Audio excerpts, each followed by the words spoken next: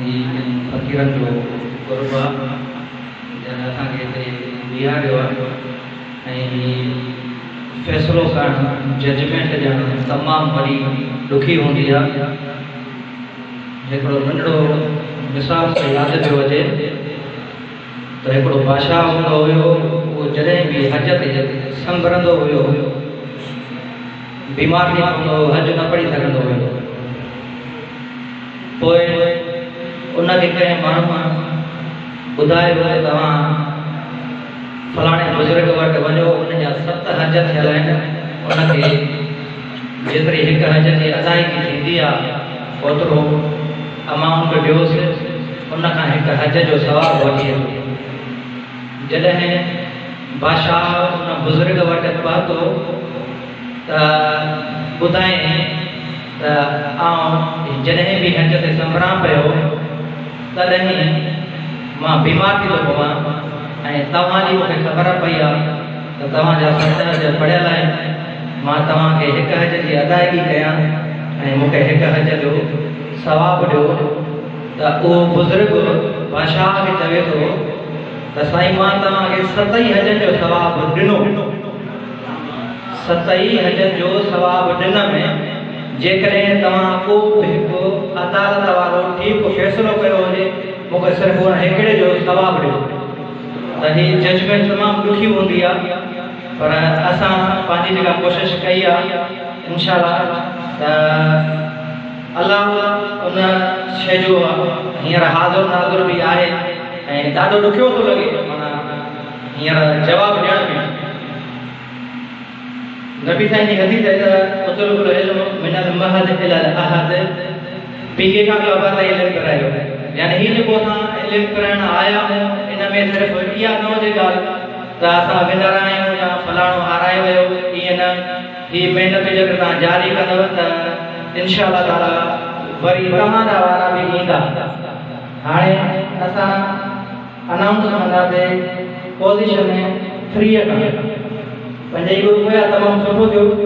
हाणे जेको 3 टीम आहे उहा आहे 3rd पोज़ीशन में टीम नंबर B।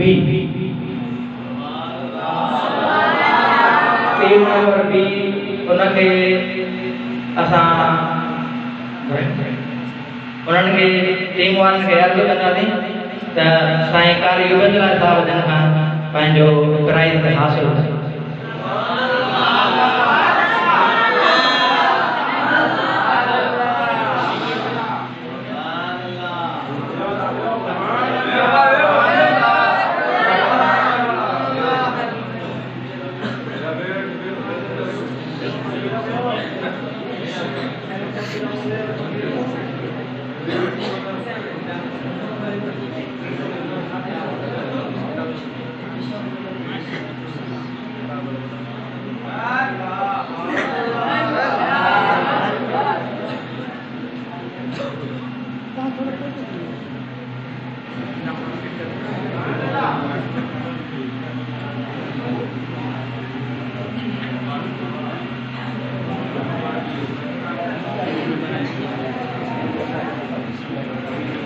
असांजे तरफ़ों विनरनि खे मुबारक।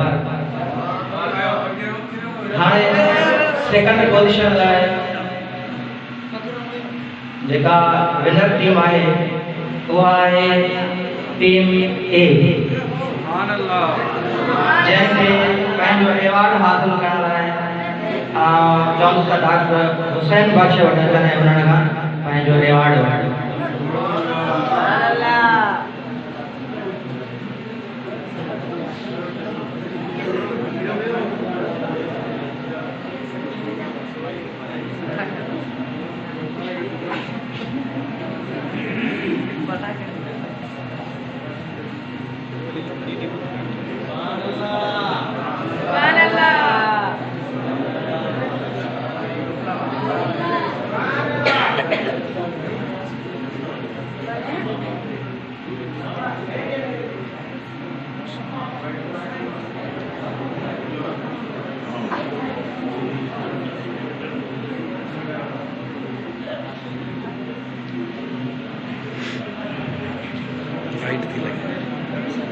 हटायो।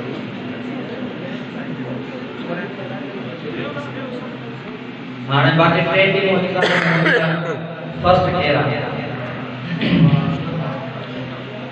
फर्स्ट वारा आहिनि टीम डी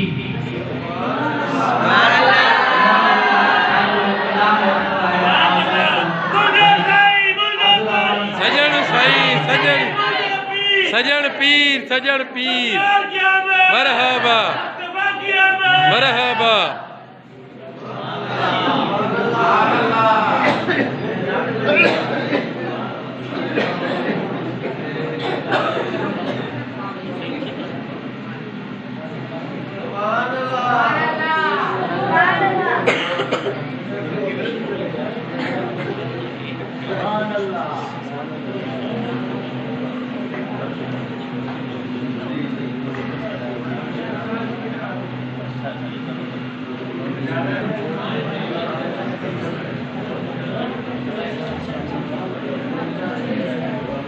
सभी की खिदमत में गुजारिश है उसकी भी सलाम तीनों उनका दुआ थी उनका इंशाअल्लाह अजीज लंगर जो तमाम जे लाइ बंदोबस्त कयो वियो